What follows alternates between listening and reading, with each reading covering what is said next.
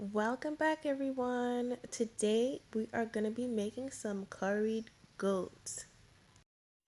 To begin with, I have my freshly washed goat meat that my husband picked up for me a few days ago at the butcher. This meat is washed with vinegar and lemon juice and drained thoroughly. Now let's check out the seasonings we have prepared for our meat. Here we have 2 tablespoons of garlic, 2 tablespoons of my green seasonings, which you can find that video linked down below. I also have peeled and sliced a medium carrot and 2 small Irish potatoes. Next I have 2 sprigs of green onions, or scallion, and a half of a regular sized onion and a small sprig of thyme. I also later added some country pepper. Up next is my Maggi Season Up All-Purpose, my Goya Adobo All-Purpose, and my Mrs. Das Original. Then I'll be using a blend of 2 curry powders, which is my Chief Curry and my Blue Mountain Country Curry Powder. Now we are going to season our meat and marinate.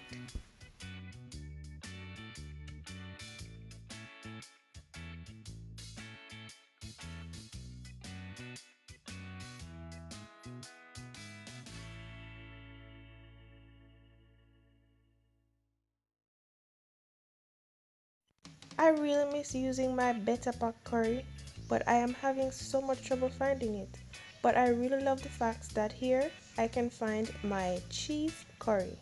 I love this one also. Which one do you prefer? Is it the Chief or the Better Pack? Which one is number one?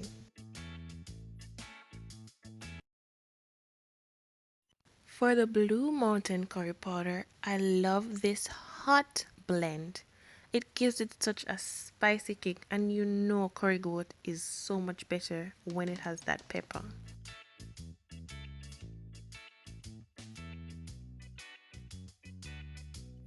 Do remember to hit up that green seasoning video, guys. Do yourself this great favor.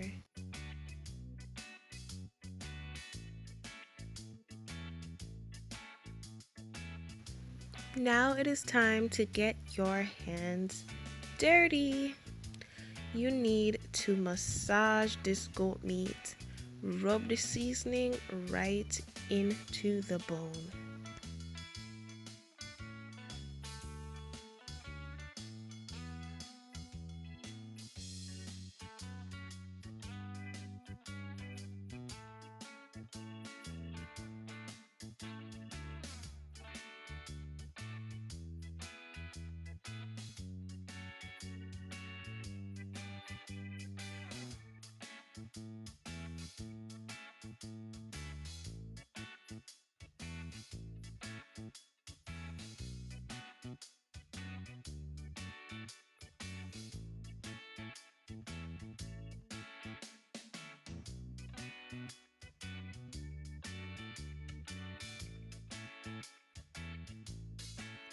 I will leave the carrots and the potatoes to be added later.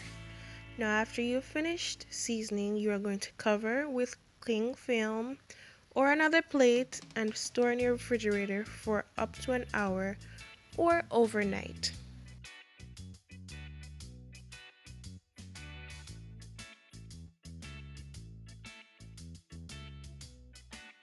So guys, this is my Lacoste Dutch oven pot that I'm using for the very first time. I'm so happy for this.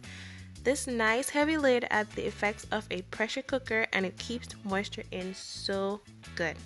Very nice pot. Here we have our goat meat, well over an hour of marinating, and we are ready to cook.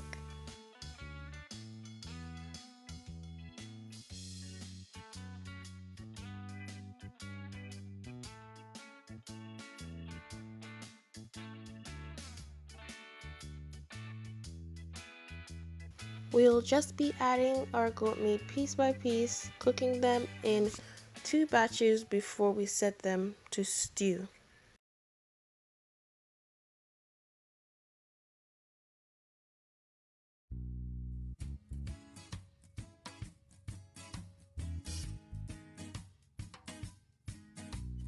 After I had slightly fried them, I'm going to now add them to the pot to begin our stew.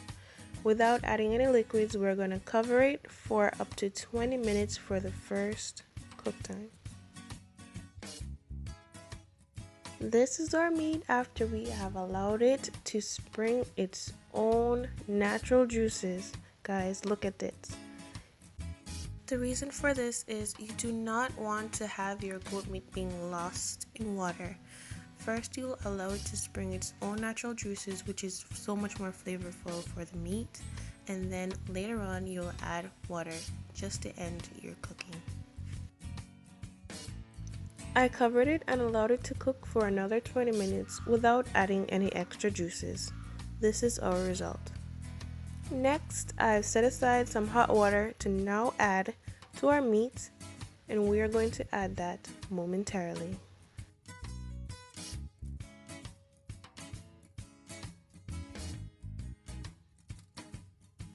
Up to this point, our meat has now been on the stove for approximately an hour and a half.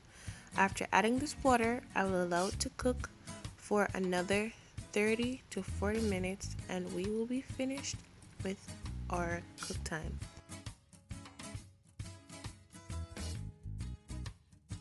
Within this last 30 to 40 minutes, I'll add some pimento seeds and my Irish potatoes and carrots that I had set aside from earlier. Because this meat was straight from the butcher, it was softer and easier to cook in this Dutch oven pot.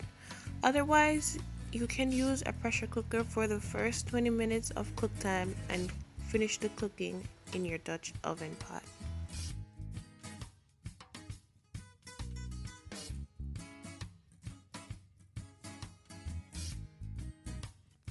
And here you have it. We are finished cooking our goat meat for today.